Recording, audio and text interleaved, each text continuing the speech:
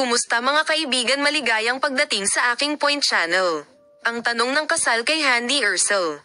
Kapansin-pansin na paglalarawan. Si Handy Ursul, isa sa mga pinakatanyag na pangalan ng huling panahon, ang Noctacarum bursin, Handy Ursul, na nabuhay ng may pag-ibig, ay may 12 ubas sa ilalim ng talahanayan sa bagong taon. Si Handy Ursul, na gumawa ng pahayag tungkol sa mga tradisyon ng bagong taon, ay tinanong ng isang katanungan sa kasal. Narito ang mga detalye. Sina Handy Ursul at Boris Arduck, na bumalik sa Istanbul mula sa premiere ng film Stop sa Berlin, ay makikita sa mga lente sa Istanbul Airport. Si Handy Ursul, na sinuri ang premiere ng pelikula ng romantikong komedya, ay napakabuti, nakilala namin ng isang kamanghamanghang madla. Sinabi ng romantikong komedya na ito ay isang pelikula, wala ngunit wala ka.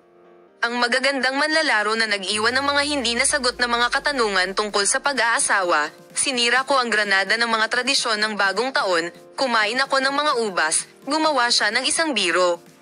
Bibigyan ka namin ng detalyadong impormasyon tungkol sa paksa upang makita ka sa mga bagong video.